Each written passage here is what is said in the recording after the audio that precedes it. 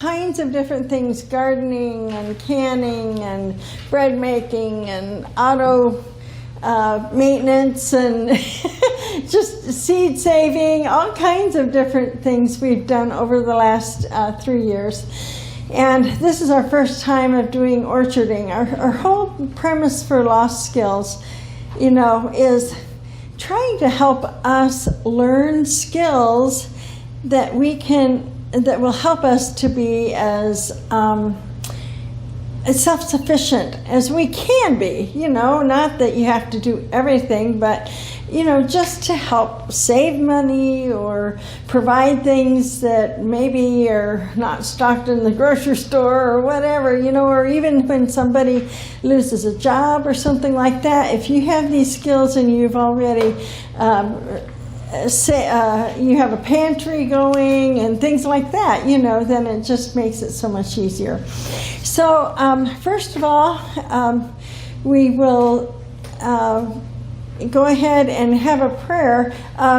Melody is going to be our presenter today, and she's done a lot of presentations with me, but this time she's the expert. We're like the Bobbsey twins. So anyway, we'll just have a word of prayer. Dear Father in heaven, we thank you so much for all your creation and all the fruit and the vegetables and all the things you've made for us. And thank you, Lord, for giving us wisdom in knowing how to cultivate these.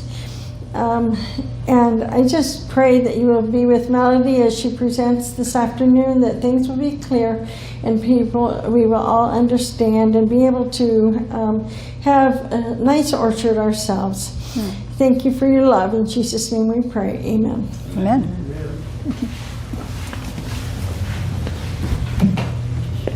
Okay, well, first off, I'm stepping away from that. Can you hear me okay? I have a recording mic on, but if you can't, just do this. So, first of all, how many people out here have ever raised a tree, have grown a tree? Okay, very good. So has anybody had like more than 3 or 5, maybe a small orchard? Yeah? How many trees do you have? Like more than 10? As far as the orchard, we've grown 20, maybe 20. Okay. How long have you been doing that? In about 4 or 5 years ago. Fantastic. Just getting to the point where it's starting to put off a little bit of fruit. So that's when it gets exciting, right? Martha, you just had some pears this year, right? For the first time? Had what? You just had some pears yourself? Yeah. Apples. Oh, apples. Okay. That's what I had. Yeah. And how about you, Nick? You said you... I inherited my dad's trees, so they were growing before I got there, but I've been taking care of them for about 4 years now, and I need to figure out how to keep the fruit from falling off. Okay. It's called picking. All right, well, you're so funny. There is a little bit of truth to that. It depends upon the situation, though.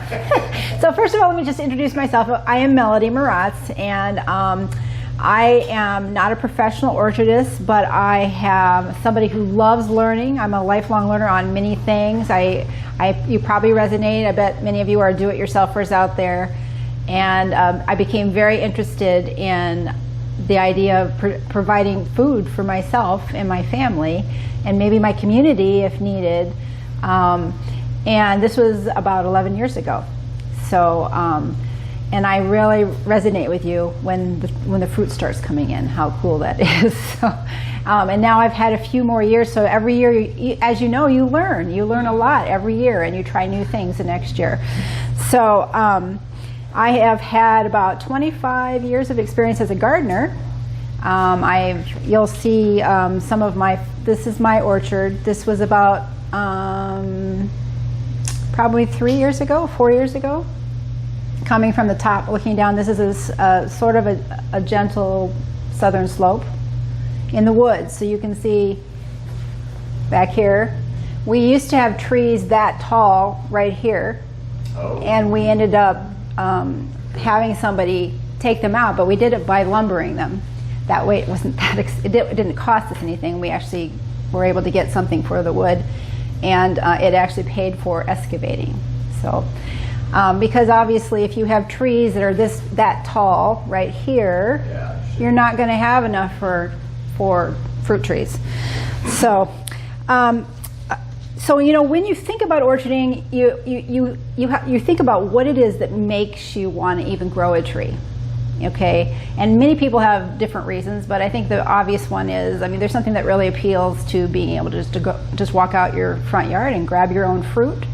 And maybe you have memories of when you were younger, and I have memories of climbing up into cherry trees and just hanging out there. So, and I love that. Genesis 1:29 says, I give you every seed-bearing plant and every tree that has fruit with seed in it. They will be your food.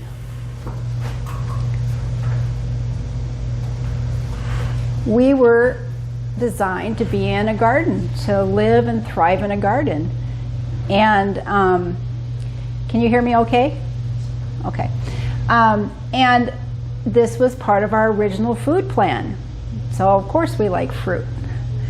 So when you think about when to start and how to start, the first thing to do is you want to make sure that you're starting small if you can. The recommendations I'm going to give you today are ones I would give a close friend of mine.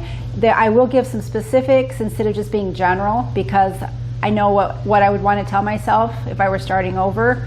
So the first thing I would say is go fewer trees in the beginning. Maybe even 1 or to 3, depending what you want, or even 2. We'll learn later about pollination. So sometimes you need 2, like if it's apple, but sometimes you only need 1, like if it's a peach. So, but there are a lot of trees that need another pollinator tree. So you have to keep that in mind. And you might wonder, why isn't it producing? It's flowering, but why isn't it producing?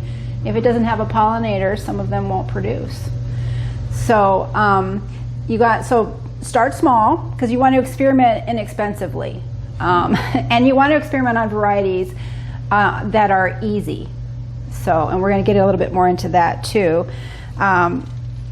And you want to start kind of smart too. So like, this is an odd time. A lot of people might think this is an odd time to give a talk about orchards, right? Fall, people are thinking about planting in the spring. But there's a reason for that. You can start planning now, and you really need to start planning ahead. A lot of people just jump in, they get an impulse at the store, they see, oh, I want to have a tree, oh yeah, I'll buy one. But it actually needs to start a few months before, and some very avid orchardists will even say a couple of years. So like orchardists that have been doing it for a long time, that especially organic, because you sometimes need to prepare the soil. So basically what you want to start doing is looking around your property, noticing what's going on with it, like how much space you have. You want to keep in mind that you don't want to be too near structures, because if you think about it, the cute little tree, they grow a lot bigger than that, depending upon what variety you have. And if you're thinking, even if you go with a dwarf rootstock, I recommend that if you can, because it's going to save you a lot of hassle later. I don't know, did you guys do some dwarfs? We did semi-dwarf. Semi-dwarf, okay. So anyway, they will get huge, and even dwarf. Like mine, they said, oh, you only need about 15 feet between them. But somebody told me, an old timer told me, oh, you're going to need at least 20. And now I'm telling you, if I were to do it again, I would have gone 25. Really?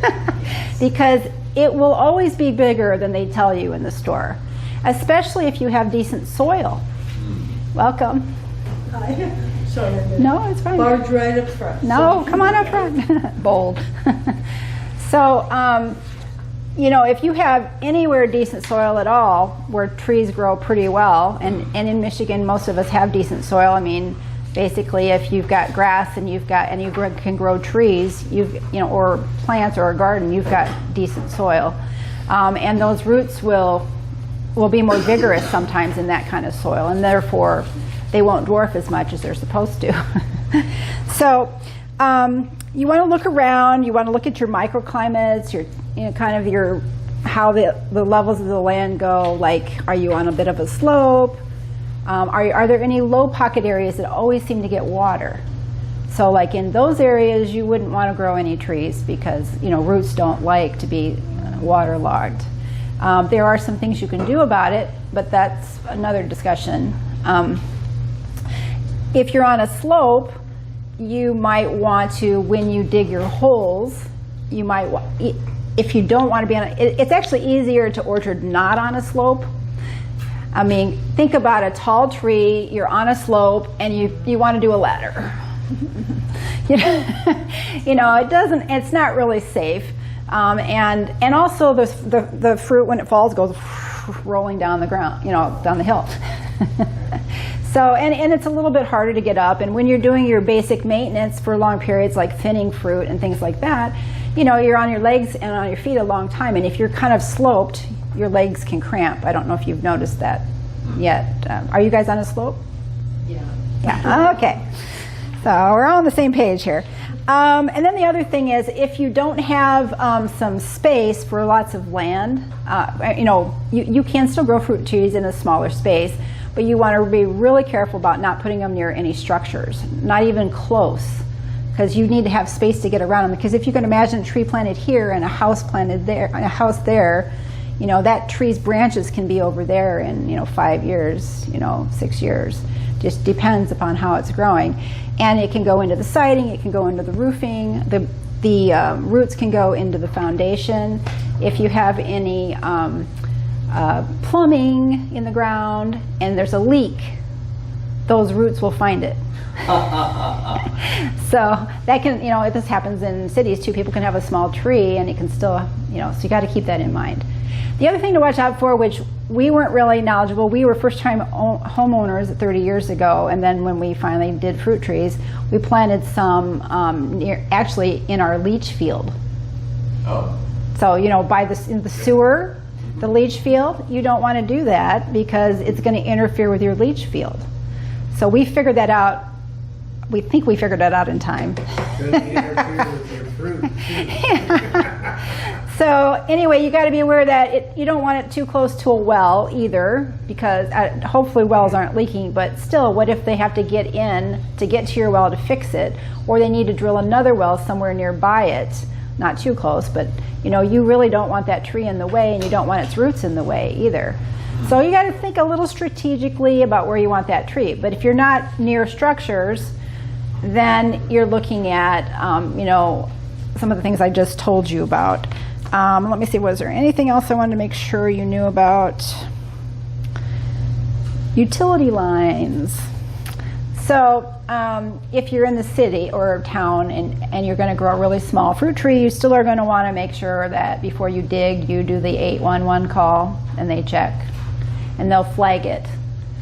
You know, if there's any utility lines under there.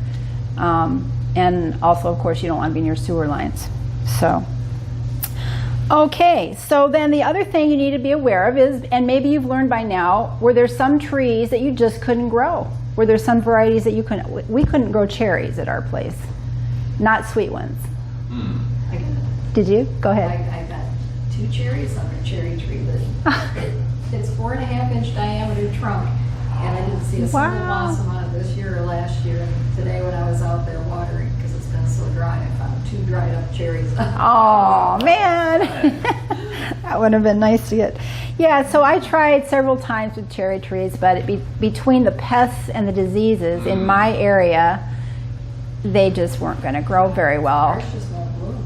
Yeah, so what I discovered though is there's kind of a wild tart cherry for us. It's the Juliet, and it's a sweet tart, so it's a sweeter tart, and it's more like it's more like a bush. So it's naturally dwarf, and it's smaller, but it thrives. So I do have one of those. So that's another idea. You know, you can play around. If one type doesn't, then maybe another will, and it can be worth trying. I had given up on them, especially because the Japanese beetles hit, and you know they love cherry leaves and grape leaves. So, all right, let me see if I can keep up with this so you can see what. So. Gotta get him to go back to Japan. All right. Okay, so Basically, one of the really important things that people forget about is you really have to have no less than 6 hours of sun. You need really close to 8 hours of sun if you can. And you can see my problem. I had a forest around me. And you know, even if you had let some of those big beautiful trees at a distance, some of them were still shading my orchard area, so I still had to take them out because they were so tall. Because you know, if you're growing in a forest, you're going to grow taller than other guys because you want to get to the sun. Yeah. So I had to take out quite a bit, which was hard to do, but we're still very glad we did. So you have to have that, because otherwise, first of all, you might not get blooms on your trees, because I have a specific tree. I have an apple tree that I tried years ago, and it only flowers on the tips where it gets enough sun that it's happy. So it's kind of interesting variety. My others do fine, but that one just doesn't like to be where it's not really, really sunny. And I'm pushing it. I'm probably 7 hours, I'm guessing, is where I am most of the time, because we rise here and we set here between the tree lines. So so it affects the sweetness as well. You know, I don't know if you've noticed, but the more, and this is why pruning later becomes important too, because the branches that don't have as much sun, you'll notice that fruit isn't as good.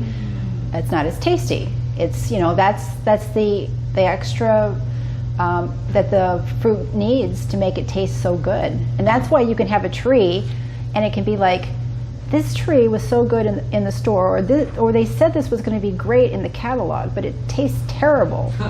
You know, because it has to do with how much sun, and it also has to do with, do you have micronutrients? Have you been giving it micronutrients every now and then? And some form of quality fertilizer. And when I say fertilizer, I don't mean the store-bought fertilizer, because that actually, that type of fertilizer, you know, NPK, you know, it's more of a synthetic fertilizer, and it's not natural. And it will force growth from those trees, but it actually doesn't feed the beneficial microbes in the soil.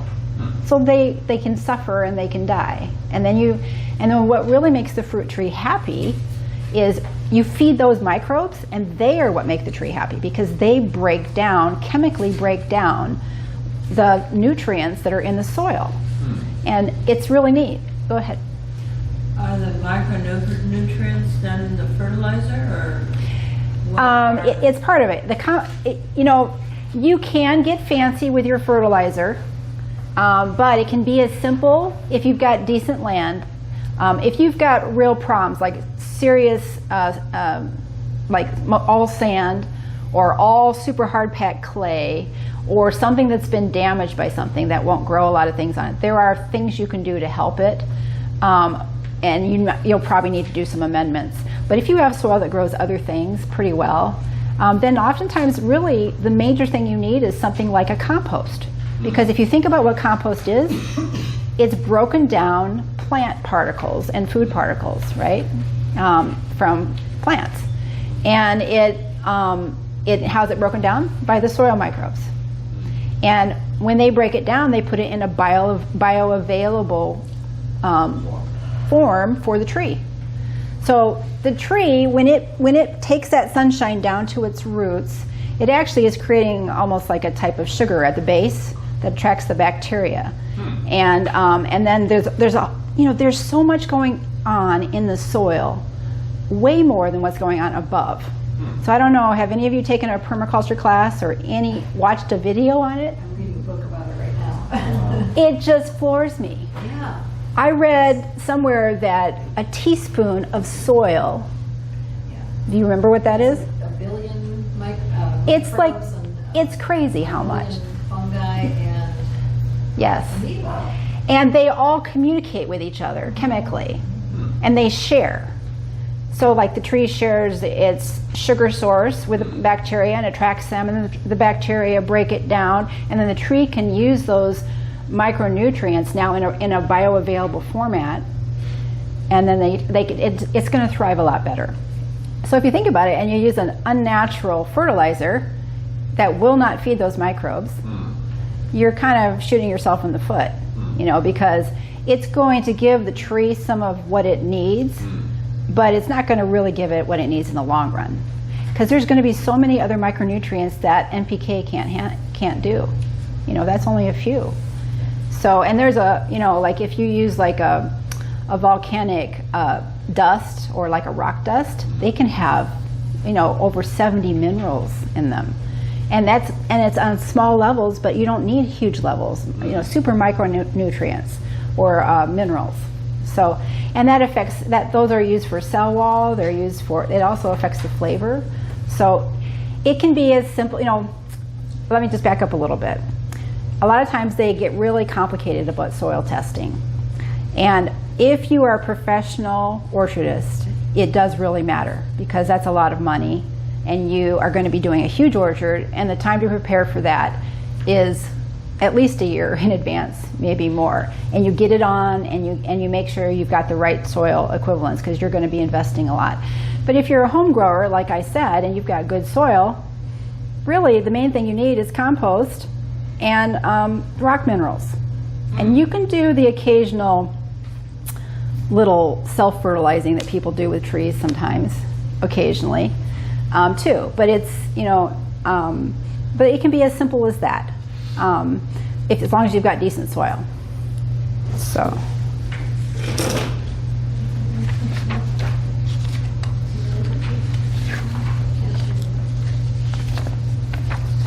Okay, so now we're going to go to, maybe I'll just do it this way. So we're prepping the site. So this is what you need to do right away. Now is why I would do it if you could, if you're getting ready to start an orchard for the first time. And if you have a small orchard, there are some things you can still do along this line. So you want to prep the soil. So right now, a lot of soil, if it's not occupied by a tree, will have weeds and grass in it. And so this is the time to smother those so that when you actually plant the hole, that tree has some time to grow. Because what will happen is when you smother them, it'll die back to dirt. So, and the soil microbes will eat that grass and those weeds under the smothering. So it's like you're giving them food. Okay. So in 3 to 4 months, or in the, you know, when you're ready to plant your tree, you're going to have nice dirt, mostly. Now, there is one caveat there. Make sure that you remove any major deep-rooted weed before you do that. So let's just say you've figured out where you want to put stuff, and you've given yourself enough space. You're not gonna put them like so super close together or near structures that were going to cause a problem. And you've given them enough space between the trees.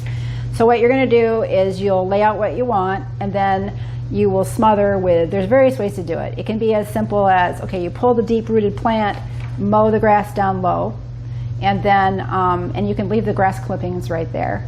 And then you're going to cover it with something. It can be landscape cloth, it can be cardboard, which a lot of people can, it's probably easier for people to do cardboard, or newspaper. You usually don't want to have the kind of cardboard that's like painted, you know, the paint shiny color things, and you want to rip off the tape. But you wet it down because cardboard is firm and you really need it to contour to the ground, so it really takes air out so that weed can't keep growing under there very well. So newspaper works really well if you've got 4 to 6 layers. And then you want to overlap by at least 6 inches. And you can go more than that if you want, but if you don't, the weed's going to find a way through, you know, any little spot like that. So, and then, you know, you can weigh it down with stuff just like that. Or if you wanted to add a little extra something, you could throw some compost on there, and maybe some rock dust. Above the newspaper? Above it. And that can be a weight. And then you could throw some aged wood chips on too. And which is something, you know, occasionally when I get it, you know, I have my orchard now, and occasionally those wood chips get eaten up. They get eaten up pretty fast. I don't know if you've noticed that. So some people recommend putting on a couple inches fresh every year. And if the weeds are getting ahead of you, you just repeat that. You know, you can save your cardboard boxes, put them down, wet them, put them down, then I just do wood chips because now I've got good soil under there. So I don't have to worry about the compost. Why did you say aged wood chips? Ooh, good question. So has anybody ever had wood chips that smelled like the barnyard or like they were sour. Have you ever smelled that? Or wood chips should smell like good dirt, you know, that nice earthy smell. So when they're first cut, they'll have that sour smell. If I don't know if you've ever gone past a sawmill, and or it just won't have that earthy smell. Yeah. But once they're chipped up, it takes about 6 months, 6 to 10 months. Okay. Sometimes faster if they turn it, where it oxygenates well. Occasionally, if they put it in big piles, like more than 4 feet, Yeah. you can get anaerobic growth, and that causes it to smell kind of like sour or like a barnyard. Okay. And if you get that, it's not the end of the world. You can still use it. I mean, if I hadn't bought it already or I hadn't picked it up already, I wouldn't use it. I'd go get something that smells like earth. But in 2 weeks, it can come back to the aerobic form. So it just has to have the rain washing through it, and you have to make sure it's low enough that oxygen can get to it. So 4 foot or lower, so is best. So, and you can turn it, that will help too. So it's not the end of the world, but try to avoid it that way because it can burn plants. So, Really? So, yeah, it's not the way they like it. And I will say this too, that when you do that lasagna layering, and it's not a really good picture, but you can see the cardboard Okay. or newspaper. Then there's a compost layer here. Okay. Then there's a wood chip layer. And in this particular video, they also used some chicken manure that had, you know, like some sawdust in it. But you don't have to do that. So the wood chips is enough, or the compost. And I would, go ahead. If you use chicken manure, make sure that is aged Yeah. also because it can burn your plant. Absolutely. Okay, and then this has more of the detail. I won't say all the details. I want to leave some room if people have questions. So then it sits and it overwinters, and underneath the ground, the worms are eating the grass. It's there. You can, if you've got kitchen scraps, you can throw those on too before you do it, because it will eat that. You know, you're feeding the soil microbes. Because it's going to feed your tree later. And it's also going to, as it works that in, as the worms go up and down and the microbes go up and down and in and around, it makes that soil nicer. It's going to turn it from something hard or harder into something more forest floor-like. Have you ever been walking off trail on a forest floor? You know, and it's kind of spongy. And if you were to dig a little bit, you'd find it digs pretty easy. And if you were to pull a weed out, you'd find that it pulls a weed out pretty easy. So it will start to improve your soil over that time too. And the worms will come up and they'll grab the cardboard as it breaks down from the water, from the moisture over time, and they will eat that up too. Sometimes there'll be a little bit left, but a lot of times it'll be gone completely. So, all right. So, when I talked about, this is not an orchard, but it's in an orchard. So when I had those dwarf trees and I had 20 foot between them, and I had all those wood chips, I was like, man, I'm kind of wasting my space here. So I put a garden between my trees. And of course now I'm having to adjust my garden because the trees are starting to take over, which is a nice problem to have. But it also creates microclimates because like this tree here, my Gala-like resista, is now over here and it's up higher and it is shading out some stuff through here, and that Honeycrisp is shading out some things there. So now I put my lettuces here. So there's less light coming in, but they're happier that way. And this is where I grow my tomatoes, straight up. So, and I have to move those over because when one of the trees is shading out. So eventually I'll probably not be having that there. But it's nice because the more plants you have near your trees, there's like sharing that happens. And it's companions, that they like each other and they help each other. And like some things, like if you grow garlic near it or onions near it, they say it can help repel some types of pests or interfere with their ability to hunt and seek certain things. And I know with my garden, when I use other plants around it, like around the tomatoes, like those aren't tomatoes, those are peppers, and I've got some lettuce, and it fills, and see the flowers, those get big and they fill in and they act like a weed barrier too. And you can do that with your trees too. So, does anybody have any other questions yet? Did you set that whole thing up yourself? With my hubby and son. Didn't you say yesterday that if your grass grows really well in a spot, that it's probably good for fruit trees? It probably is. Other than going out other than getting out of the crack of dawn and timing it, I wouldn't know what gets 8 hours of sun a day. You know? Well, that's a little bit different. What I meant by that was the soil can probably handle it, but you have to have enough sunlight for the fruit trees. Yeah. They might grow, but they might not produce flowers. Or if they do produce flowers, they might not produce sweet fruit. So, you know, it would be worth checking out. There are some apps that you can tell it your location, and they can kind of predict how much sunlight you've got. Well, I got big trees behind my property too. That's the thing. That's why I'm asking. So what you might notice is, like on a Sunday or a Saturday when you're out in your yard, when does the sun come over the trees? Kind of time that. Okay. And then when does it go out past the trees? And time that. And then you'll know, do you have at least 6 hours?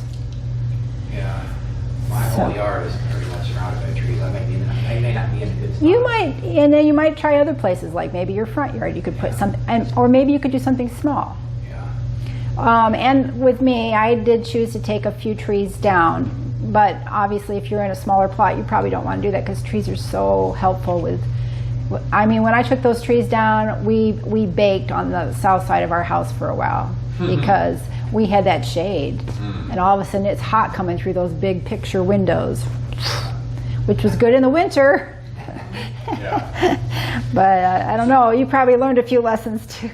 Go ahead, Nick. Kind of, so on the site, it sounds like we need to start fall or whatever, to put this weed barrier down, select a site, put the weed barrier down so that it's had all winter to decompose, and the microbes are growing well by the time we plant in spring. Yep, even though it's freezing, that will also keep it warmer, which there'll be more soil microbe activity.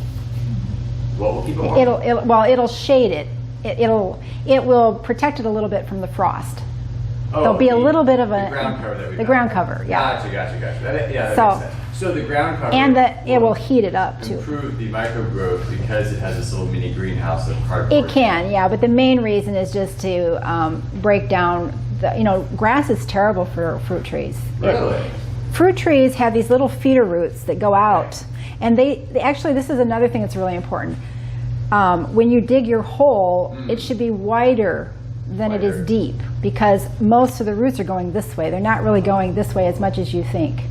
And you do want to get down a little bit. I'll go into more detail on that, but grass just really restricts little feeder. Really? Yes, and if you want to slow your tree's growth down, then maybe don't wood chip around it.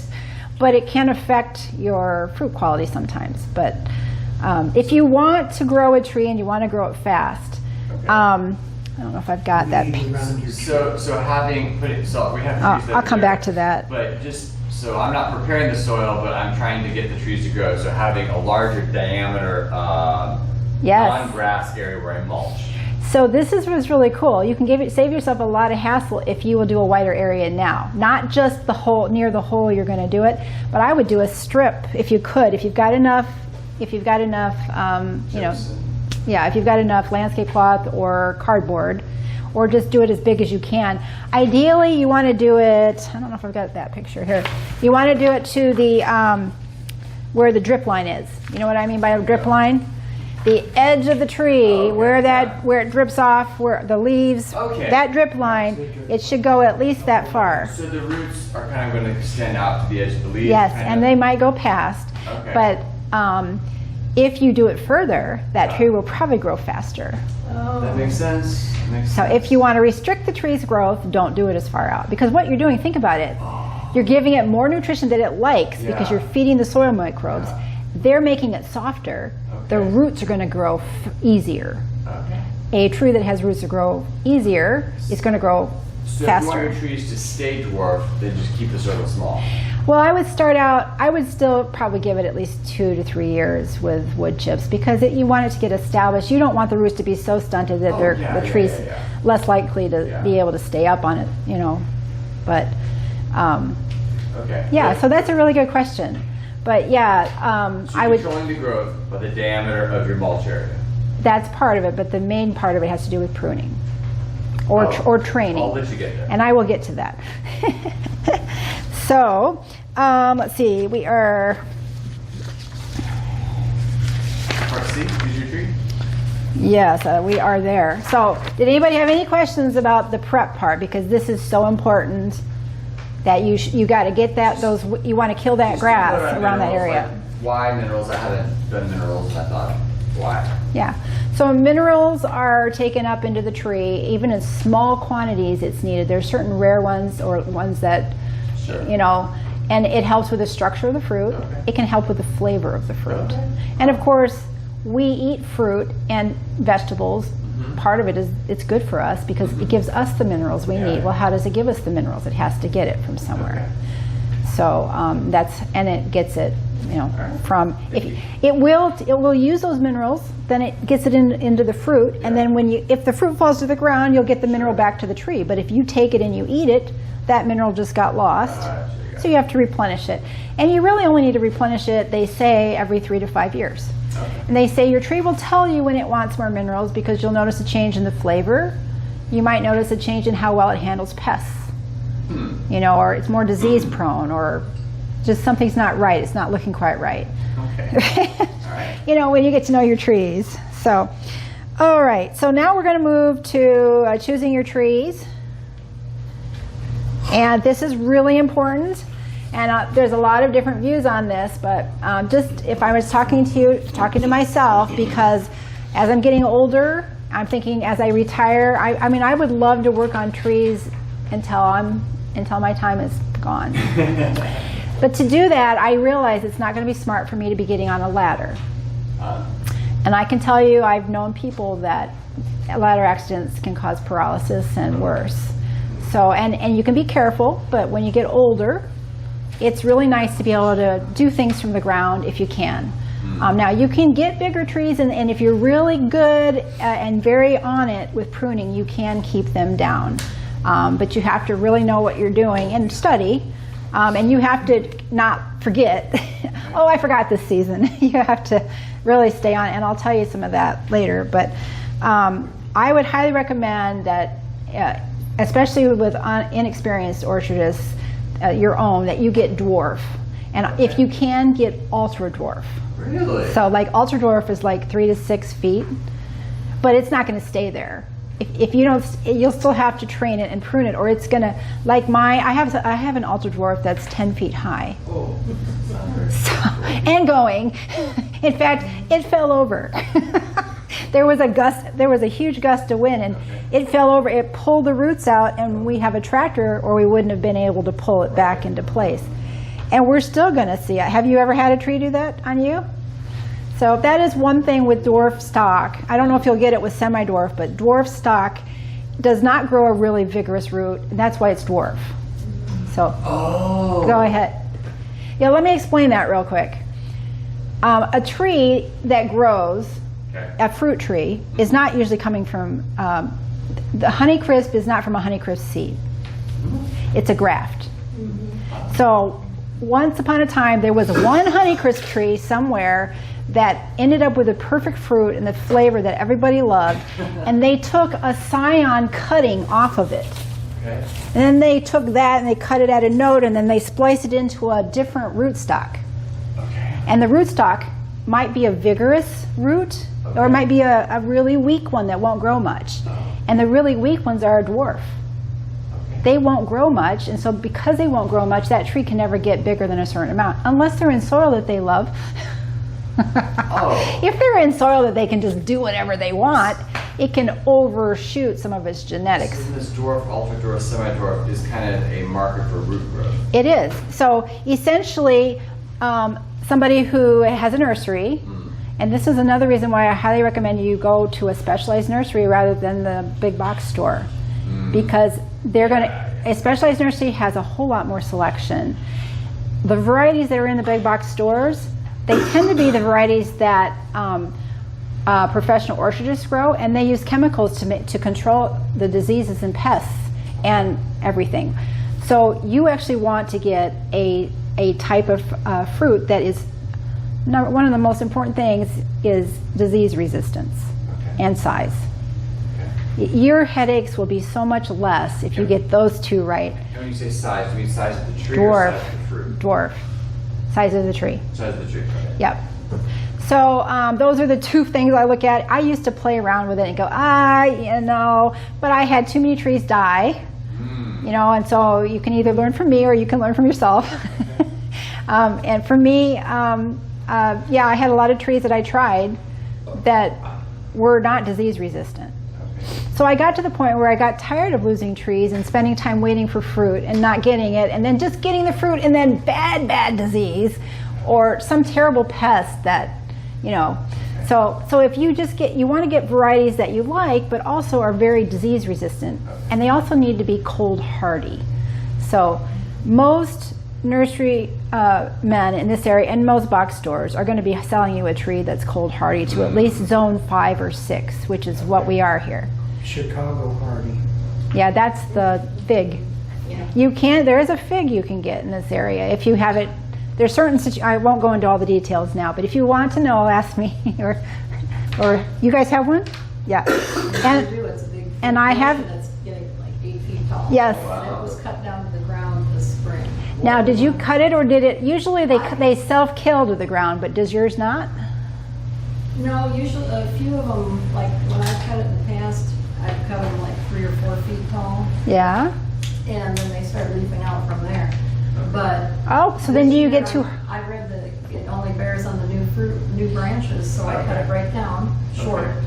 It's going like crazy, but it just started producing figs like maybe a month ago, less 3 or 4 weeks Yes. ago. They'll never ripen in time.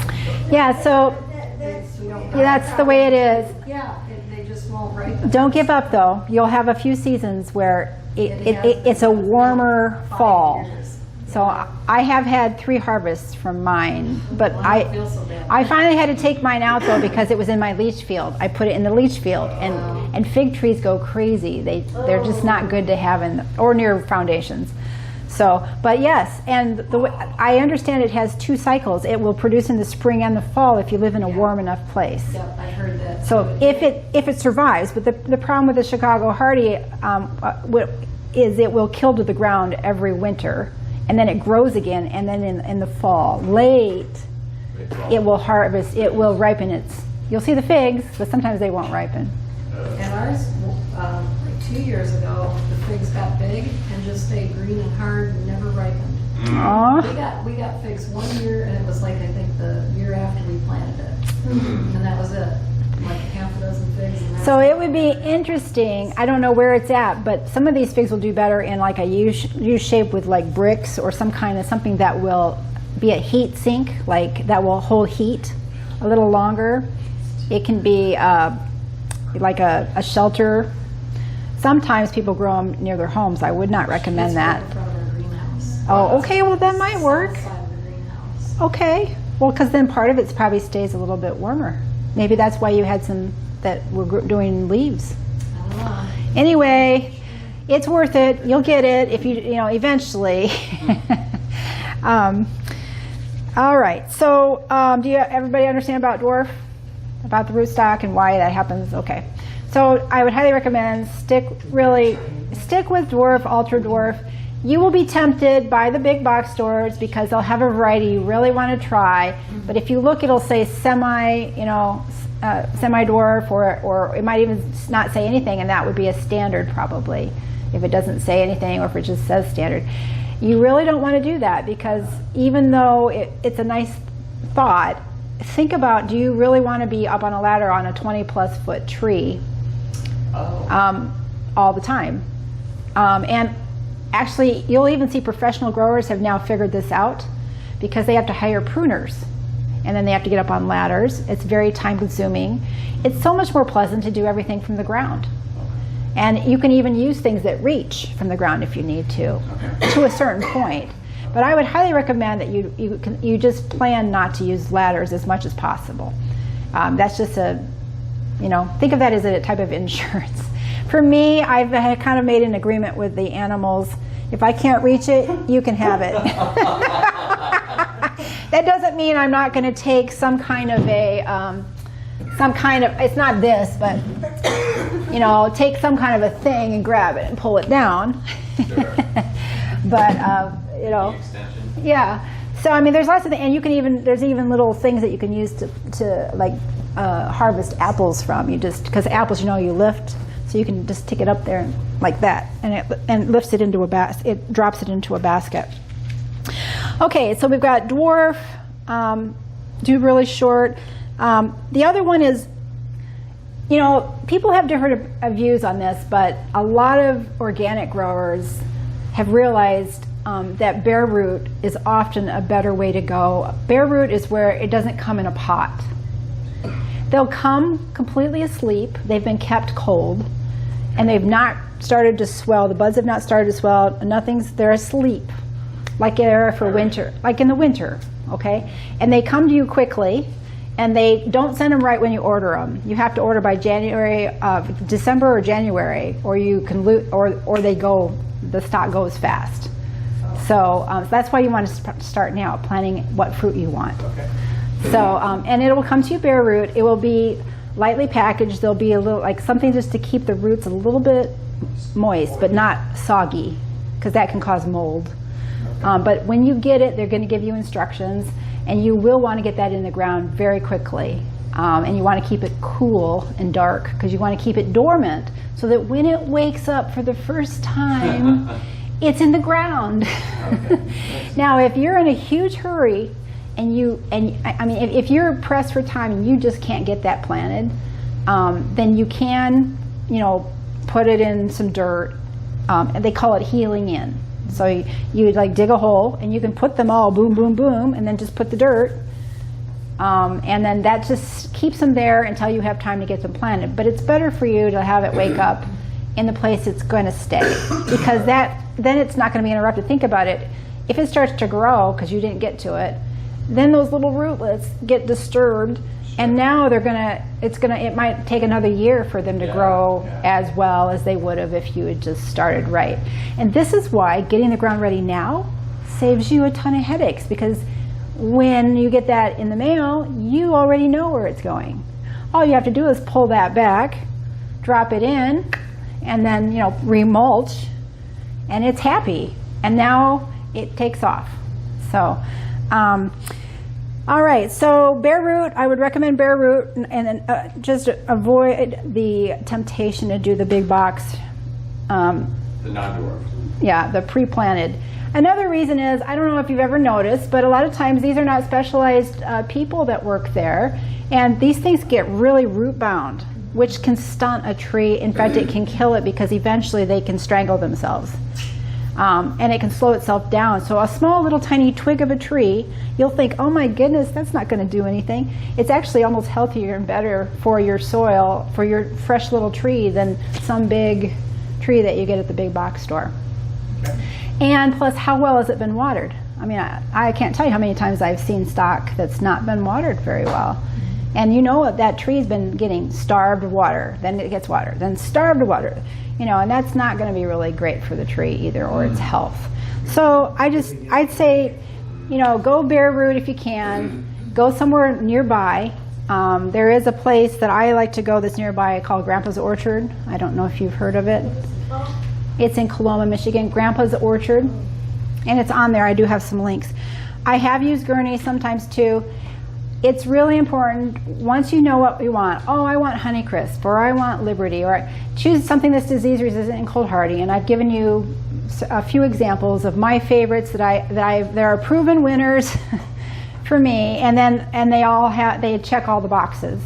That if you don't know for sure what you want, you could try one of those. And let's see, with spacing, self-pollination. Oh yes, and it's going to be important about pollination as well. So Apples and pears generally need another pollinator tree. So you'll be getting two trees if you want an apple, but they're not going to be the same. You're not going to get 2 honey crisps. You're going to get, they need to be another variety of apple, but that has flowers around the same time. They can cross a little bit. They don't have to be exactly the same. But as long as some of the pollen from this apple can get to some of the pollen from this apple, then they're okay. And there are some types of apples that it's more than just that blossom. Some types of apples just don't cross-pollinate. So it is worth checking. But the ones I've given you cross-pollinate. So the Liberty, the Gala-like Resista, which I really like that. That's one of Grandpa's own versions. It's been, I could go into more detail about why I like that, but I did write a few things down on it later. And Honeycrisp actually do pretty well. There are some trees that will skip a year. Have you noticed that? You're just starting to do fruit. So my Honeycrisp will occasionally skip a year. So I've noticed that if I do not thin the fruit and I let it get too heavy with fruit, it will sometimes skip a year the next year. Really? Yeah. So, and I have that one tree that doesn't like, that will only grow on its tips because of sun. Mm-hmm. That one hardly, it did give me some in the beginning, and then after that, it was skipping years all the time. Mm-hmm. And then I finally started getting some on the tips. And that's been pretty consistent. So it's kind of, I think it's because it had to grow farther. When it reached a certain level, then that's, the sun. Yeah, it got enough sun finally that it was happy. Okay. And so I gave you my recommendations. You see it on your handout. All right, so here we are. And there are some others. There's Enterprise, there's Freedom. Those are apples that also are known to be very disease resistant on lots of different diseases. So you don't want it just to say one disease. You want it to say several. And one of them that you want to watch out for is fire blight. Because at least in my orchard, that is a problem, but when you maintain it well, it doesn't have to be a problem. And if you have trees that are resistant to it, it doesn't. And it can affect pears as well. Fire blight. Yeah, so fire blight is if you ever see one of your limbs and it's like all of a sudden it's dead leaves, and the tip of the limb goes like this, like it got singed by some fire. Okay. All right, that's fire blight, and you don't want to put that off. You want to get that out of there immediately, and you want to treat it like a disease. So you cut it. You do, but you're not going to just cut it here. You'll notice it's kind of got a dried, withered look on the branch.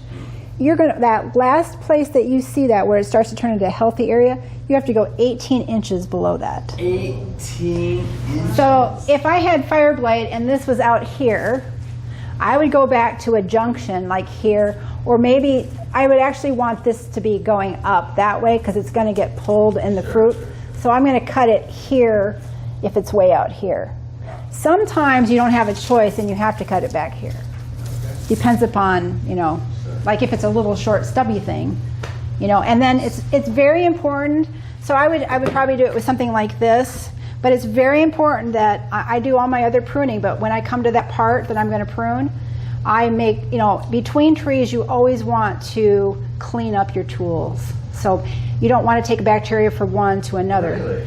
So it's pretty simple. You just squirt it with some Lysol spray. Okay. Squirt, and then I'll set it down and I'll squirt my next one that I've been using.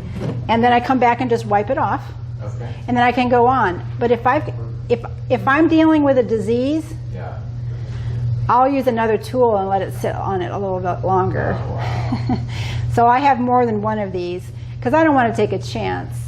So you mentioned the fire blight, and you said something like, you need to get it soon, so that it doesn't spread. And As soon as you see it, pull it back. because it can kill a tree, So but it's not super fast. So But. in the middle of the summertime, you see fire blight, you just give it extra pruning session to get the Yeah, fire and you blight don't off. just drop it on the forest floor either because it can inoculate other things. Oh. So what you do is I just throw it in a container, like a 5-gallon bucket or a big thing. Yeah, and then I take it over to my burn pile, which is a little ways away, and then I'll burn it when I burn other things. Okay. So, and occasionally you'll see something diseased, and you'll do the same thing with it. So I get it out of there as soon as I'm done pruning. that area instead of just leaving it there.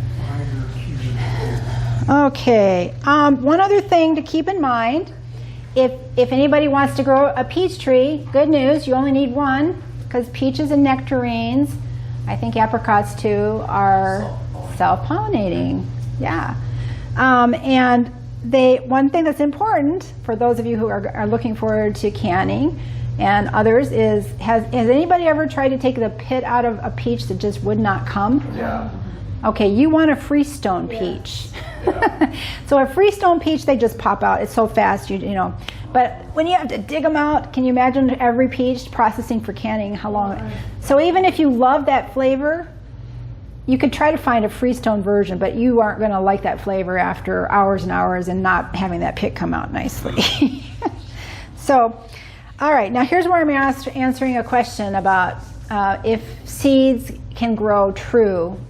We talked a little bit about how a Honeycrisp tree does not come from a seed. It comes from a cutting, a scion.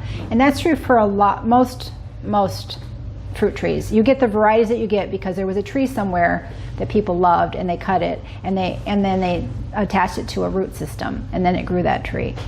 But there is, I do have a peach that's called an Indian blood peach, and you can get it both freestone or regular. And of course mine's freestone. But it is one of the few that will grow true to itself. So I do have those peaches here today. If you take one home, you could throw it in your dirt. It's going to not be a dwarf. Okay. So if you want to keep it low, you're going to have to brush up on your pruning skills so you understand about pruning. That's more advanced. And you can ask me too if you want. Okay, let's see here. Moving on to, so Grandpa's Orchards, I mentioned it here. You'll see the links. He has, you know, any of these nurseries that you go to, especially like Grandpa's Orchard and some of the ones farther down, they have really good resources on their website. If you look under like additional information or tips and tricks, or like Grandpa's Orchard he answers so many questions for people, like how do I plant it, growing tips. You can look up their different kinds, like the Gala like Resista. I linked you to that because that's a unique, unusual. I found for me and where I grow, and maybe this isn't true to other people's area, but my Liberty and Gala like Resista taste and have a texture an awful lot like a Honeycrisp. You know, they tend to be bigger and they have that crunchy, sweet texture. Now, I've read that sometimes the Liberty isn't always sweet, but that's not been my experience. So I don't know if that was just somebody else's orchard, but maybe that's minerals and happy soil too. So, and then you'll see that I did put on here an Olympic Giant Asian pear. And that's kind of a taste thing if you like it or not, but have you ever seen those really fancy, big pears with a foam jacket on them in the store? They're very expensive, but they're big. Well, you can grow your own, and they actually do pretty well. They can get huge if you thin the fruit, and they're crunchy and sweet. I have some, although they're not perfectly ripe, but they will ripen a little bit more, so you can try them. They're not real big because I didn't get out there to thin them this year. But when I've done it in the past, they've been over a pound. Wow. Do you thin them this width apart? That's great. Love that question. Yeah. So, you know, like it's a little bit of a, yes, you definitely want to, okay, like with apples and pears, you'll have many blossoms in one cluster, and if they all get pollinated, they're all going to turn into a little fruitlet. Okay. And do you need that many on there? No, in fact, you'll have poorer quality fruit. And you also have to think when you allow fruit on a limb, is that limb strong enough to handle that amount of fruit? Because you can break it, or it can end up going like that, and then it just changes the structure of your tree, you know. So, and it can also pull a tree out, you know, if you let it go on one side. So, what was it? Remind me of the question again. I've heard you do yes. with your fist. Yes, or it can be longer. So while I'm getting ahead of myself, but I stopped spraying even with holistic sprays because I just didn't want the mess, and every time it rained, or every 2 or 3 times it rained, you'd have to do it again. And I'm on a hill, and I'm taking a backpack, and I'm getting older. So I just started doing something simple. Organza fruit bag.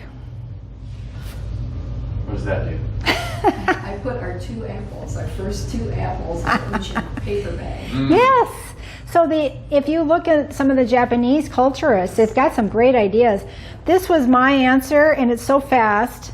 And but it only works on something with a stem, a strong stem. So you go up. So when this is a little baby, when it's about the size of a marble, Okay. it can be a little bigger, but you have to get to it before the plum cuculio gets to it. You'll know because there's a crescent shape on the little fruitlet.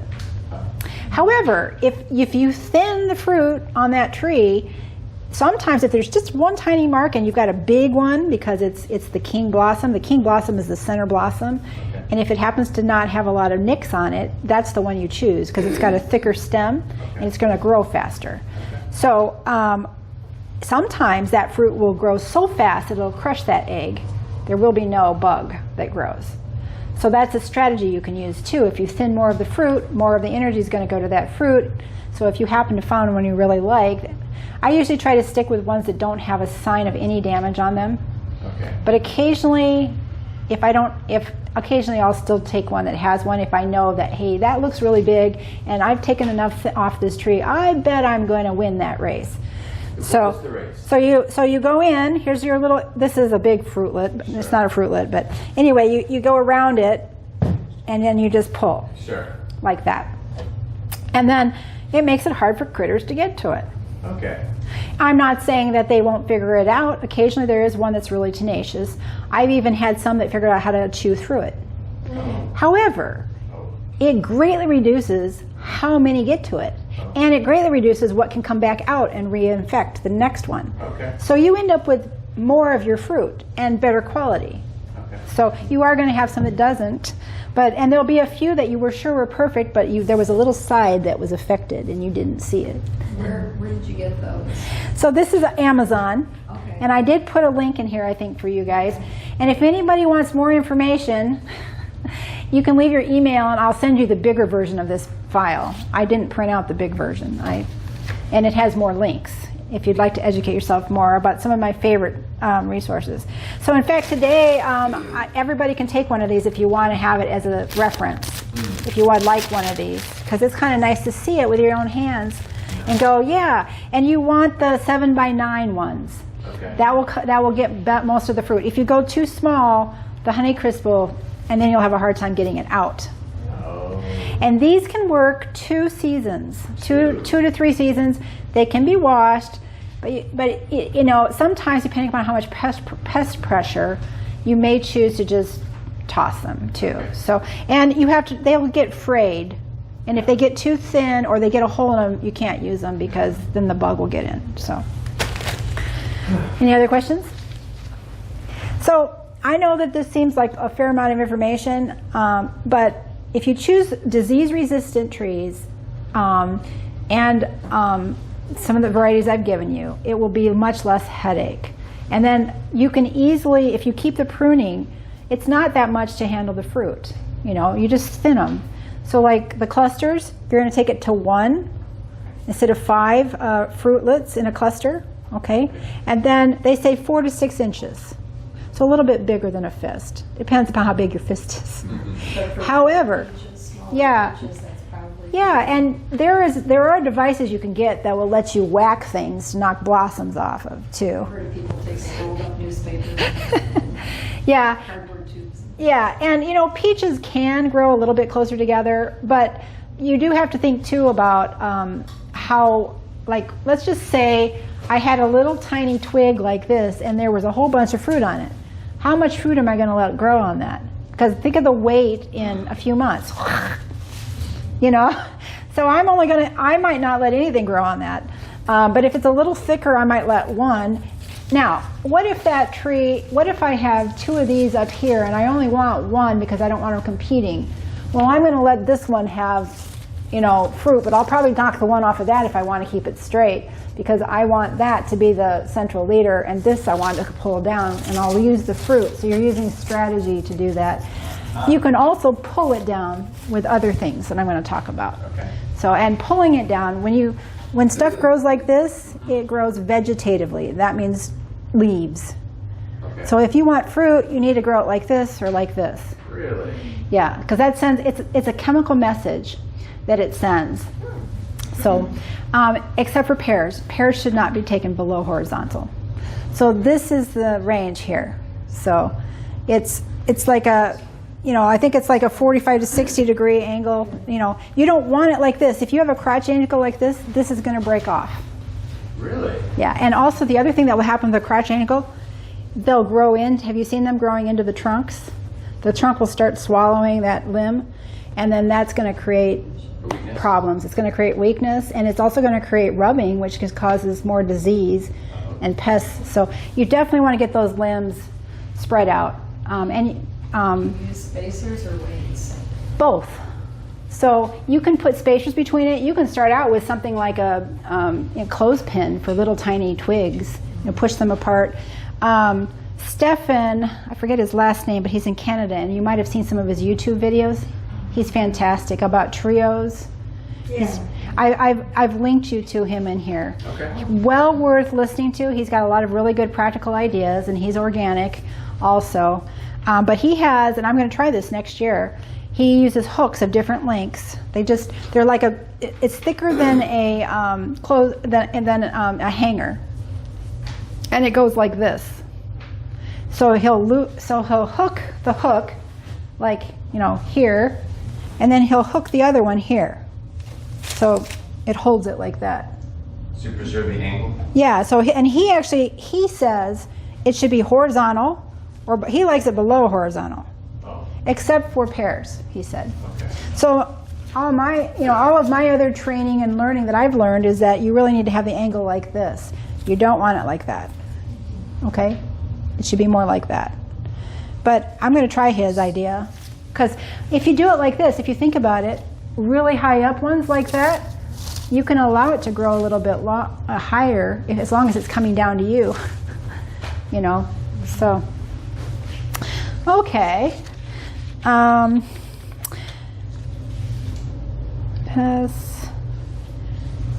Okay. So now we're going to talk about some tools and things that you need to be aware of. So now you've got that tree planted. It's very important that you protect it. So a lot of people miss this one, and this is where people get discouraged. First of all, you want to put something around the trunk, because in the winter, when the little critters, the little voles or mice especially, they get hungry, and under the snow there's still grass. But what happens when you've got a bitter cold winter? It's looking for something green. And one thing about trees that a lot of people don't know is the life of the tree is just under the surface. It's called the cambium layer. So if you've ever cut a branch and there's a green circle, that's your cambium layer. Okay. The center is like a pulpwood. It's just structure. Yeah. So the outside is where the nutrition passes back and forth. And so if something eats here, you're still okay. But if it goes all the way around, okay, there's no nutrition coming up that tree, and it's dead. Wow. So it may look okay in the spring because it's still got nutrition in its system here. Okay. But as soon as it starts producing more and needs more energy, it'll die suddenly, and you'll be like, what happened? So you can, it's called girdling. Yeah, so something can go around. And I don't think did I bring a picture?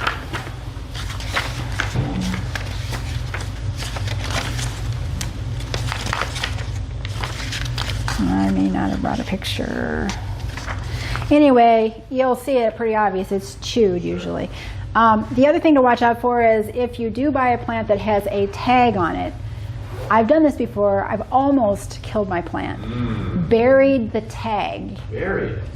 So you've got your little tag, Sure, hang or on. if it's down here, and you bury that tag, and what's going to happen when this tree gets bigger? It's going to choke itself, and that can girdle it too. So Oh, if you don't remove the tag, that's if you don't remove it. So Gotcha. so what I do now is when I get a tree, I take that tag off right away, Okay. and I attach it to like a post Okay. or a tiny limb up here that if something happens to it, it's not the end of the world because there's more limbs. Okay. And you want some kind of a trunk guard to go around the base. Ooh. This will keep voles from chewing on that tree. And it needs to be 18 to 24 inches high because of our snow. But a baby tree's going to be shorter than that. Well, then you're just going to make it like this. Oh, you cut it off. No, you don't have to cut it. You just do that, Okay. you know? All right. And if you get little limbs, you can still go around the limbs. And there's limbs Okay. sticking out here, you know. Okay. And then this needs to be buried at least 1 to 2 inches Okay. in your wood chips, or I used to do pea gravel. Then you can just twist it down into it. Otherwise, they're going to go ding.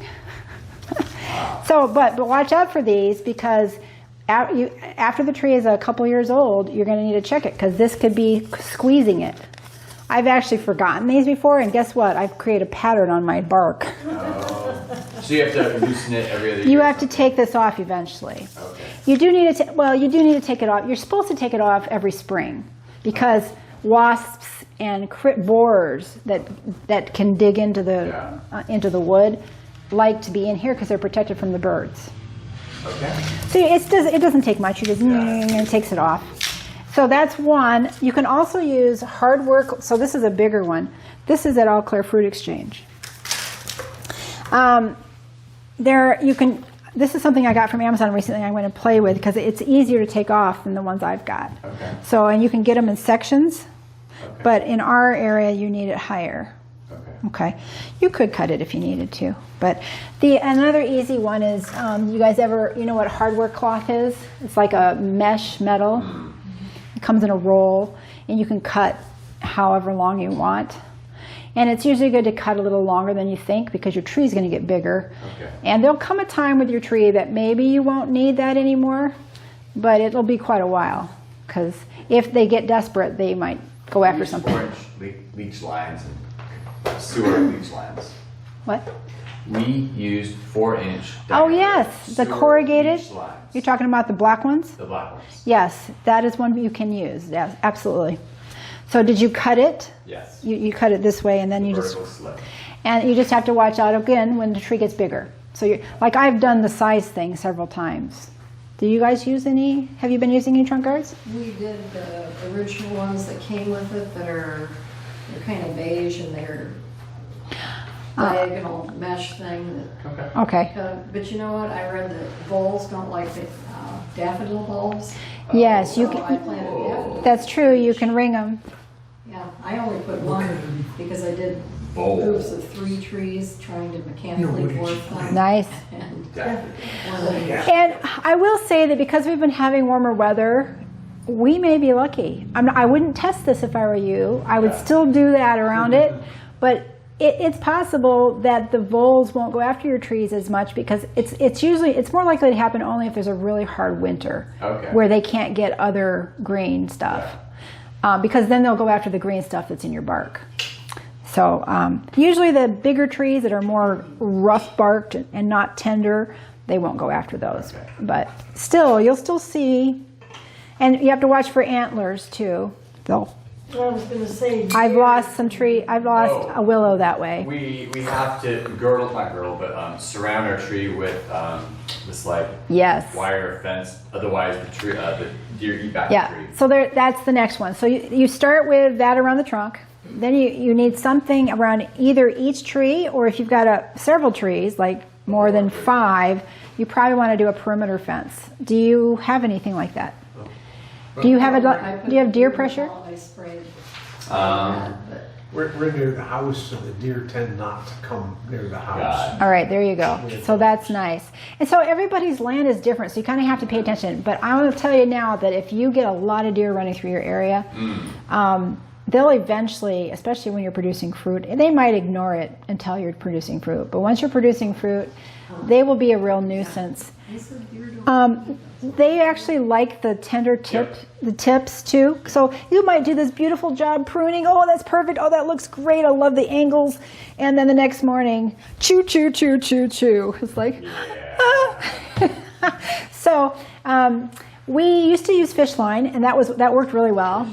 But then they figured out how to get through it. We think they were watching us go under it because they did the same thing. They put their leg under and ducked. We put them on camera to see what was happening, you know. So really, we found either you have, and don't get freaked out here, but you either have to do an 8-foot fence that they're not going to jump, or there's something called a 3D electrical fence. Some people don't electrify it, and it uses their disadvantage, which is depth perception. If you have, we take for granted, we've got 2 eyes like this that can compare. That gives us depth perception. A deer's is looking this way, and they don't have that, so you can mess with that. So you would have a fence that's lower here, and then you'd have another one that's about 38 inches away, not enough that they can jump in between, and a little bit higher. So 2 fences. 2 fences. Sounds harder. It is, but it's not. Okay. It's not very expensive either compared to an 8-foot fence. And it's movable because we miscalculated the size of our trees and we had to move our fence. So T-posts will last at least 20 years. And so and I'll show you some things, and I've linked you to some things. I read an article in Mother Earth News about that, about deer.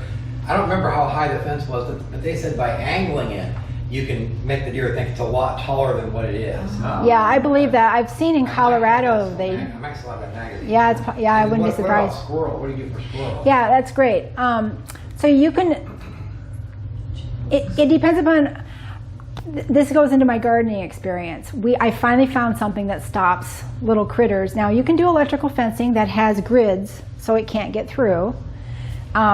You look like have you done something for squirrels? We get chipmunks. Okay, so I'm going to tell you something really interesting. I went from losing 90% of my harvest in the garden to being able to have 90% of my harvest. Okay. And I was one day I was trying to think like an animal, and I was praying about it. What can I do? I want my produce. I don't mind sharing, but So I realized that if the animal cannot see in, they're not. A lot of times they're impulsing. Where's my food? And they might smell it, but how are they going to know it's there if you can't see it? Okay. So, you can do a fence that they can't get through, but then they're going to be like, I want that. I'm going to dig under. And then you're in a battle of smarts. How can they'll outsmart you. But if they can't see it, they might just walk around it smelling it, but they're not going to find it. So what I used was, I don't know if you can see it. Well, I'll just do this quicker. I used plastic, but you can use landscape cloth too. And you turn it sideways. Landscape cloth lasts longer, although critters can climb it. But you're going to have a lot less pressure from pests if you just take away the visual. And it doesn't have to be very high. It can be 3 foot. It's enough that you can step over it. And you use T-posts, and it doesn't have to be real close. And then you can use electrical wire that's not electrical. You just use it as something that you flip your plastic over, and then you can flip it over. Climb it down. Yep. And you'll need a few of them, and then it needs to be enough on the ground that you can weight it down. And the plastic we had to remove every year, and so I went to landscape cloth, and so far I haven't. But I do know that the little chipmunks can figure out how to get over it. However, it really reduces their rampant, yum, yum, yum, yum. It slows them down.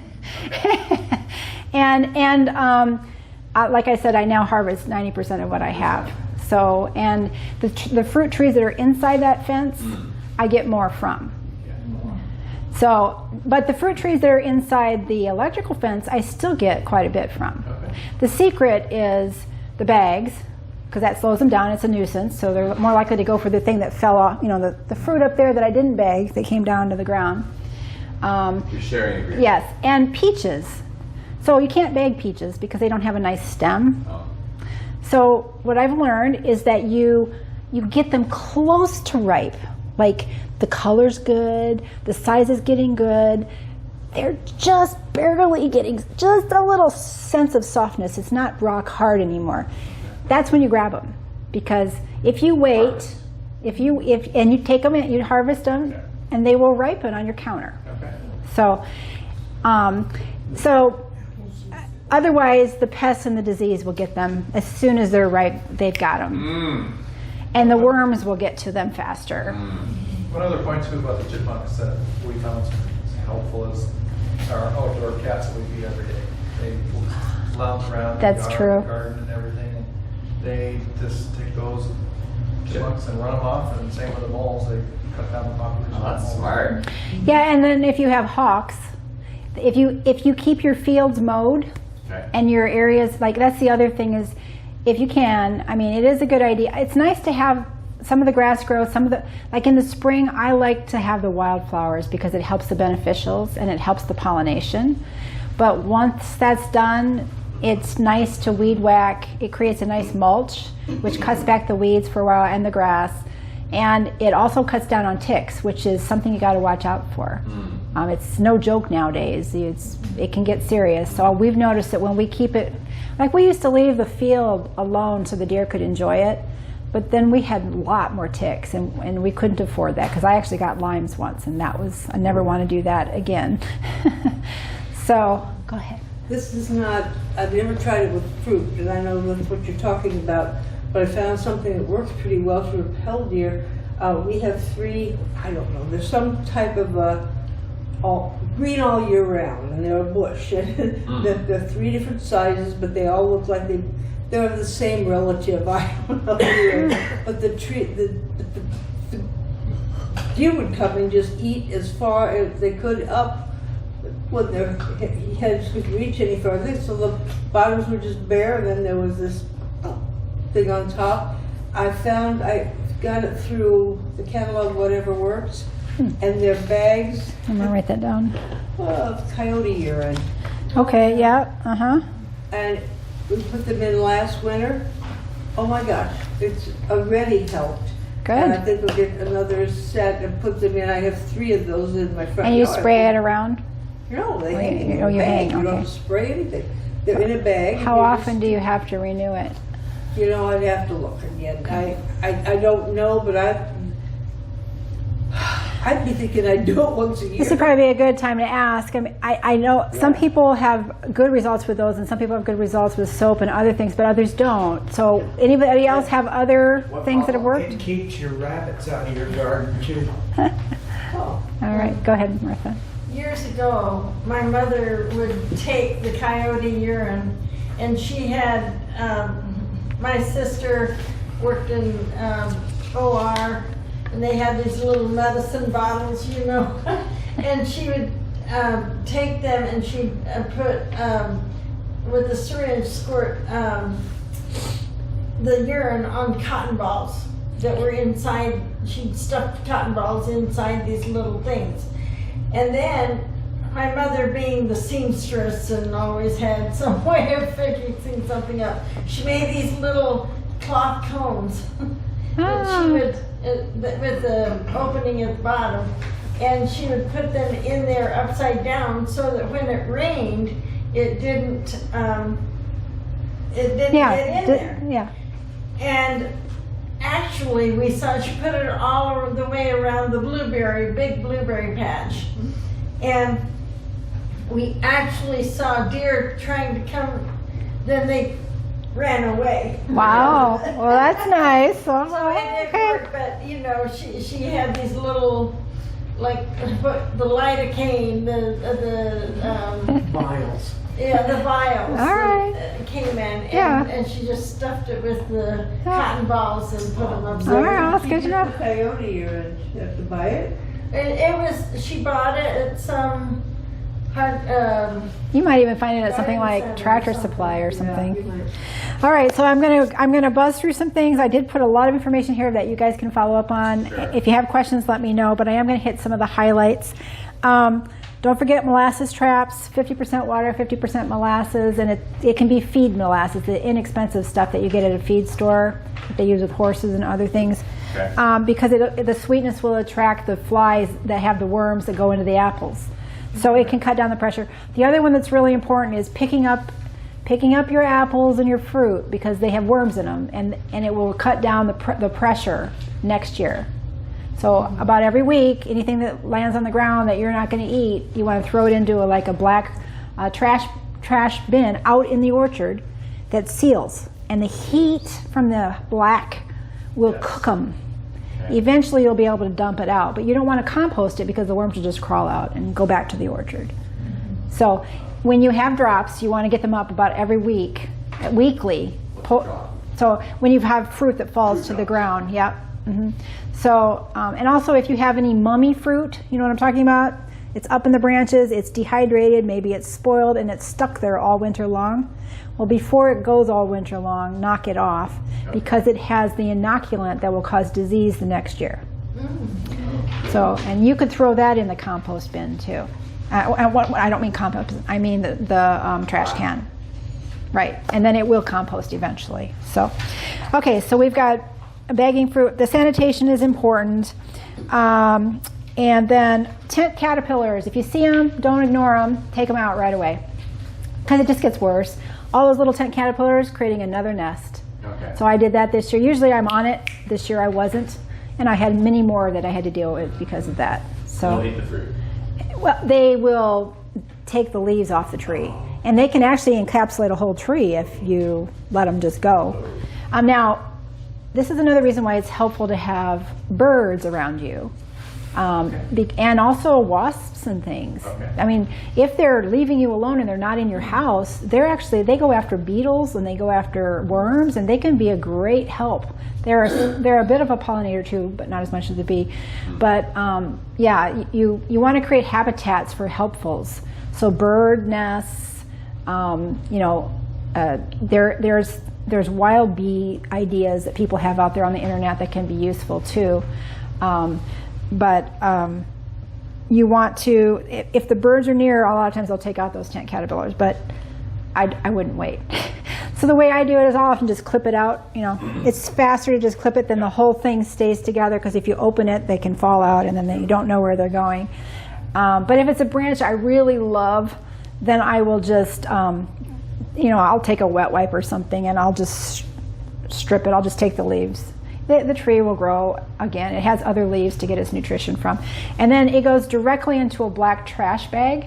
I used to burn it on the driveway. That's kind of time consuming and messy. You can just stick it in a black trash bag and hang it in the sun on my, grid stuff that I had. And it bakes. It'll cook it. And then in a few days you can come back and disperse and get rid of it.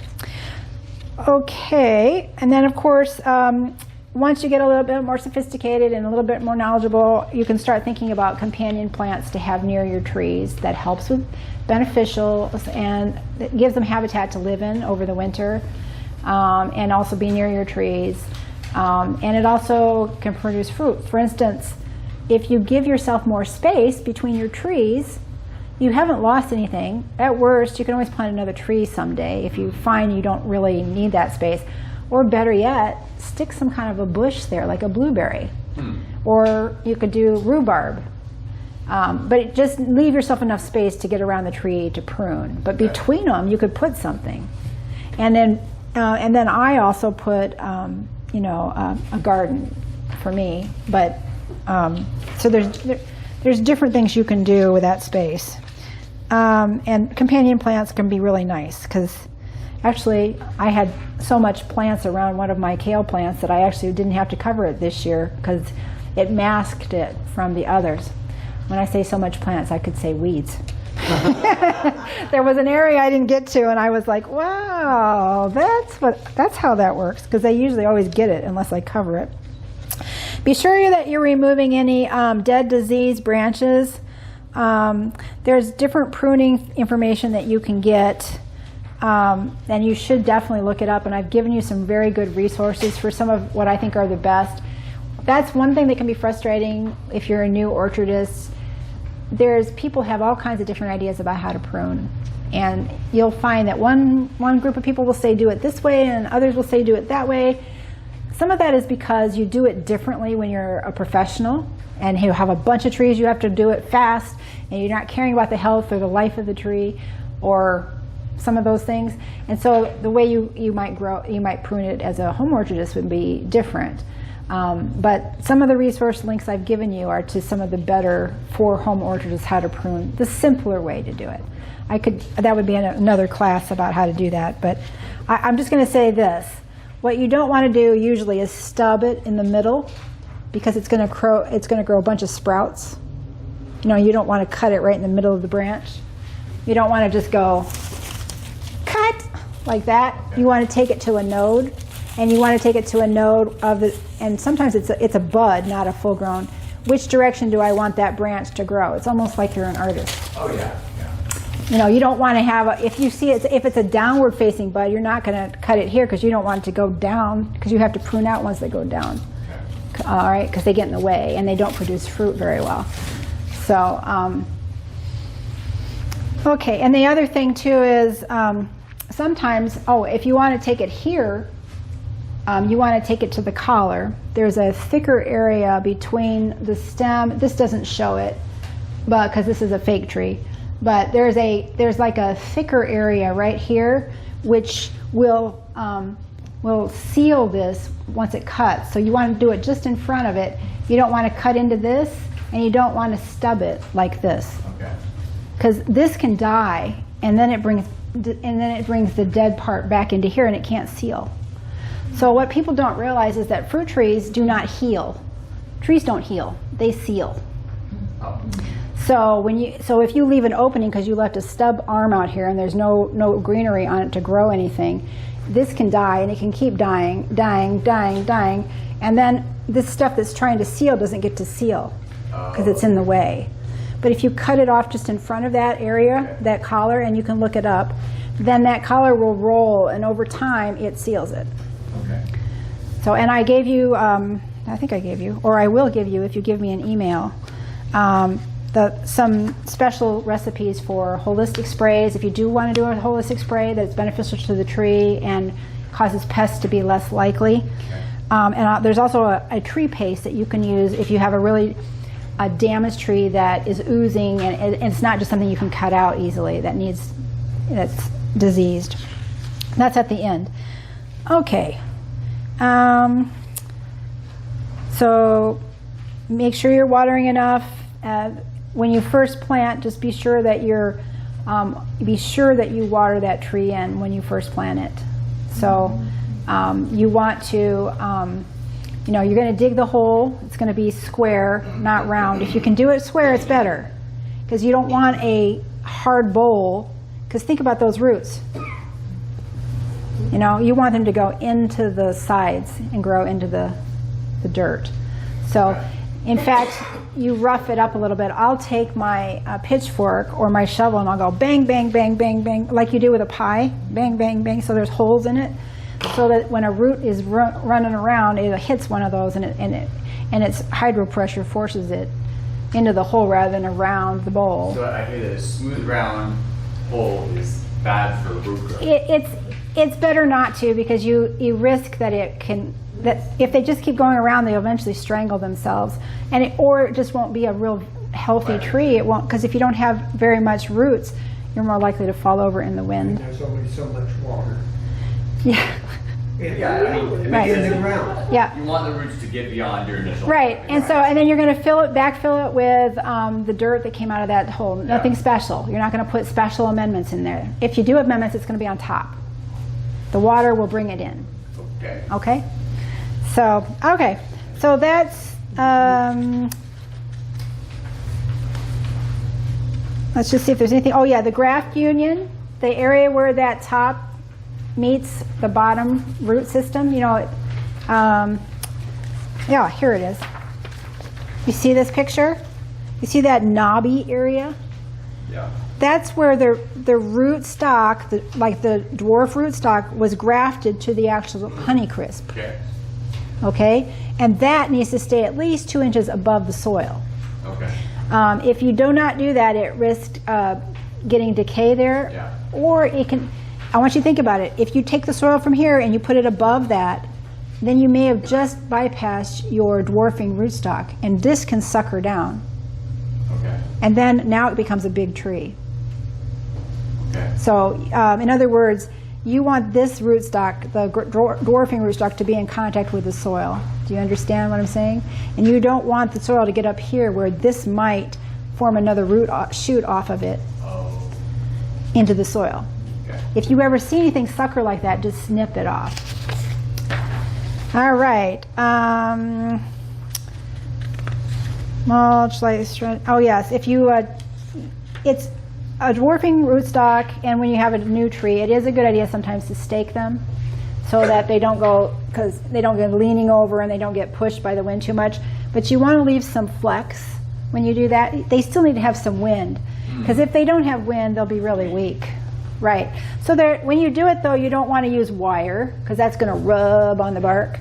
So something soft-ish like rubber. Okay.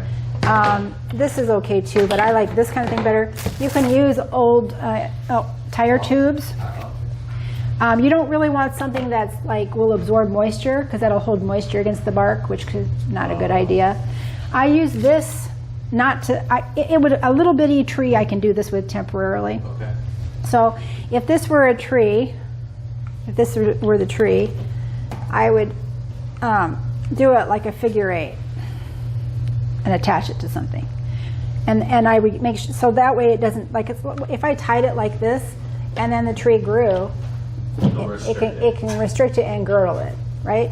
So, right. And so a lot of times they'll have you do it between 2 posts, but a lot of times I just do it on the, so it's against the wind. You know, everybody knows on your property which way the wind is blowing, so you might want to resist it that direction. And then you can notice, because sometimes a tree will lean if it's got a lot of sunlight, and you got to pull it back because you want it straight. So I think that's the main thing.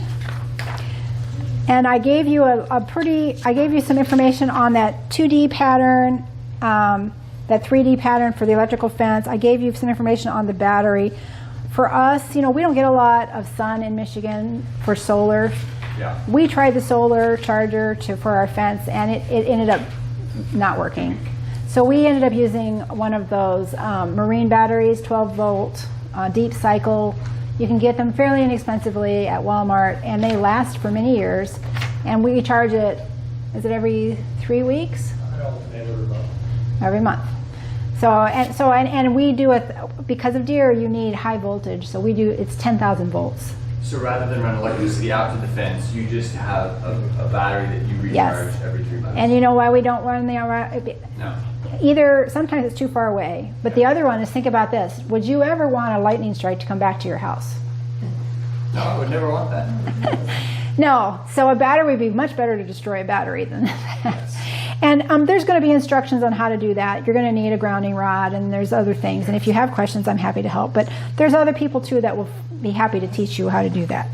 If you want to get a really good battery and invest a little bit, buy a semi-truck battery. Okay. They're 3 times as big, Oh, wow. 3 times the amps. And those would probably be really good for like in-house systems where you're using solar for your grid, right? That too. I'm not sure if you'd want to get something that expensive outside in the weather, but I don't know. No, you can put it in a box. I have to carry it up to the house, so it should be a good. I switch it. I did put a picture in here. Easier to hold it. If you want to see, that's the picture of our system in a minute. And I think I have some things on storage and harvesting, which is pretty straightforward. I did not include my picture, but I will in the one I send you if you want to give me an email. This is some of the tools that I use, and it will just serve as a good thing for you to remember. Oh yeah, you know, we've got the wire cutters. This is the electric fence. Wire. And then I always put this on top. They say white-tailed deer are intimidated by white flashing.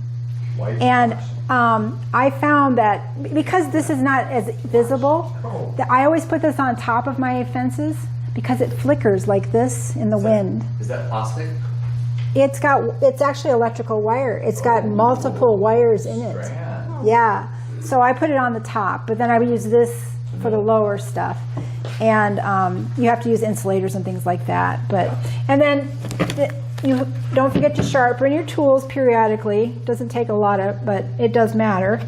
And then these are my favorites. So find one that fits your hand. Yeah. I think this is the Felco. I really like it, number 7. This is my next favorite saw. It has a finer blade, and so I can do more fine cuts with it that this won't cut. And then this is the next size up that I like for bigger branches. Yeah. And then this is the one if I've got a big branch, since I don't have a chainsaw. Now, this you're not sharpening, but it does very well. Okay. Don't forget when you're labeling things, sometimes trees don't come with long time labels. They come with something that's going to break. So find something, and for me, I got this on Amazon, and you can just tear it off. Okay. I don't know if you can tear. But this is a marker that's worth getting, and this is not that, you know, you've heard of permanent markers. They're not permanent outside. Okay. So this is the garden marker, and this is permanent outside. You can get this on Amazon. I use it with my plants outside with these. I'll write like for my tomatoes, so I know what variety I like. So we've got a quick reference guide, and then I have a couple other things I can send you later. Any quick questions? I don't remember where I got this information, but I thought I heard a long time ago that for the first year or two, you want to pluck the buds off of the tree because it'll stunt they'll put their energy into growing fruit instead of growing bigger. Yeah. Have you heard that? They do say that. Okay. You know what I've done? Sometimes I'll just leave 1 or 2. Okay. I will tell you this, though, that if you've done your prep well and you've given it what I've told you about, and you've got the mulch and all of that, you might be able to get by with that because those roots are already going to be pretty happy and they're going to be growing well. You just wouldn't want to give it a full load. Some people do give it a full load, but it probably does. You mean you wouldn't have to pull the Right. The reason they say that is it puts on a lot of its root growth right early on, and you don't really want to stunt that because you want that really good root growth. Of course. But you probably could get by with 1 or 2. And, yeah, 1 or 2 Do you ever fruits. prune when the trees aren't normal? that's a great question. Yes, in fact, I didn't get to that, but she asked me, do you ever prune when the trees are not asleep, when they're not dormant? See, normally when you prune trees, most people prune trees at the very end of the winter. You don't want to do it in the winter because if it gets a really severe hit, like -20, we get that occasionally here, it could, then wherever you did it, it can damage it because it's been hardened off for the winter. So you wait until probably March, April. Yeah, but you got to get it before the buds start swelling, before it has too many days of warm. When they start swelling and it starts waking up, it's not asleep anymore, and it can be more subject to damage. Okay.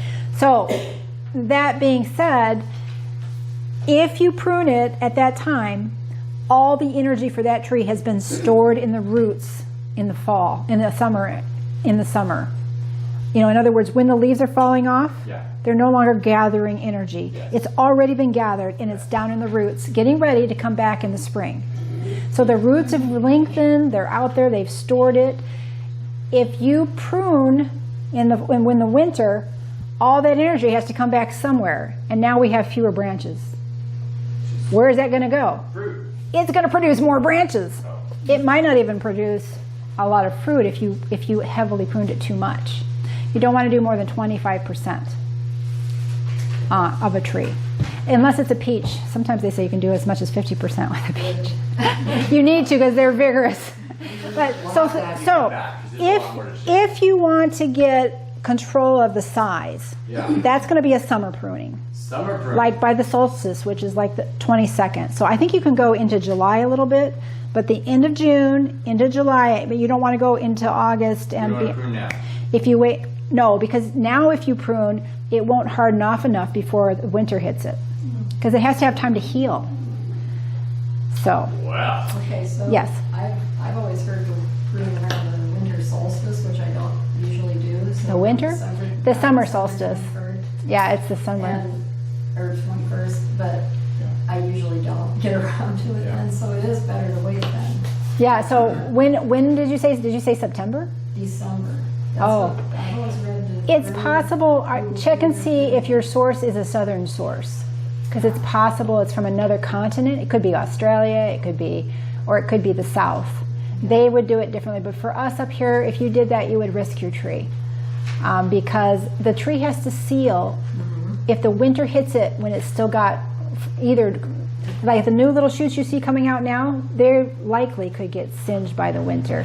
Or if you cut it right now and it doesn't have a chance to seal, it can be more susceptible to injury. So February, more or less is, Yeah, and even March. I think I often wait until March. we did it. Because for one thing, I like being more comfortable when I'm pruning. That's why I don't usually do it in the middle of December. Like, But you gotta get it before those buds swell. And then there are some trees you wanna wait a little longer. Like I think peaches, you're supposed to wait until after pink because of increased disease. yeah, that's what I. But research it. I have done both.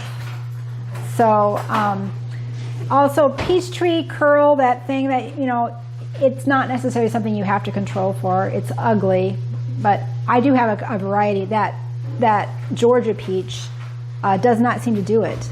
So, anyway, You said after something. After pink? After pink. after pink. So I think it's after blossom, Oh. after the blossoms fall, after pink. Okay. Pink blossom. They refer to the different stages. So there's a lot of good information. If you have more questions, feel free to let me know. If you look at my resources that I've given you, there's going to be some really good material that answers, because there's a lot of information out there, and I've tried to condense down to the best information from what I could find, and what I've actually seen too working. So I wish you well with all your fun stuff, and hopefully at least some of the ideas, and maybe you'll take something that will help save you some time and money. Oh, certainly. Melody, I put a thing over there for signing up for the emails. If anybody wants to have some more links that are easier, like this you'd have to type in with a hard copy, but I can actually send you my file so you can just click on it.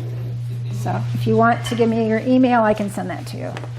Okay, and I'm fixing a little bit of fruit here that Melody has provided, and also for sampling, and also tell them about this. Oh, and I also should tell you that you see that bump right there? That's a plum cuculio that lost the battle. Yes.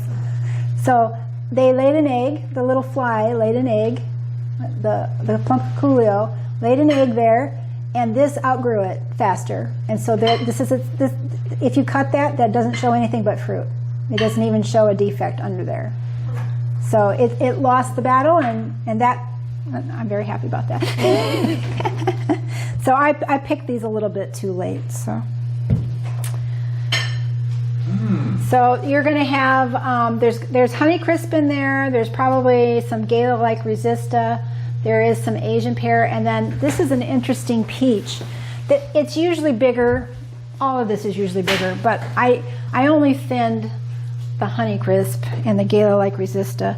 I didn't thin the peaches or this. When I thin these, they get that big. Massive. And they're amazing. So anyway, this usually gets bigger too. This is what they call, it's the blood peach, because it looks red inside. Oh. Now, on the taste test, it's been a taste test winner at Dave's Nursery for a long time, multiple times, but it's not ripe right now. So what you're tasting is not ripe. Get it on your counter, let it ripen, and it'll be riper, and then be tastier. But and then is there anybody that would like one of these?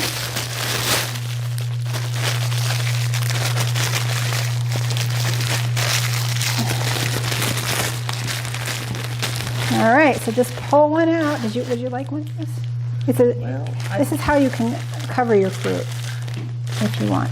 But you're welcome to have one, and then you'll know. I don't have any fruiting fruit yet. It's okay. Take one if you I want. will If take you don't one. want one, just pass it on. Thank you. Here you go. They come in different colors. It's called an organza bag, and you can play around with the colors. I started out with pink. It's kind of like having a blossom in my trees. But then I got to thinking, would pink draw the pests? So far I haven't seen a difference, but this is another type of tie down. I've tied it to bricks. I've tied it to other structures like posts.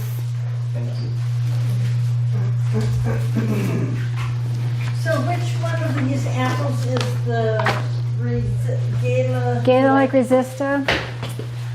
I think it might be this one. Or maybe it's this one. No. Well, this year it wasn't a typical year for me, so it could be this one. Maybe that one. Okay, so This is my Sundance that keeps misbehaving. It wants the tips that it ripens it gives me apples on the tips, but it doesn't give me apples anywhere else. It wants the sunlight.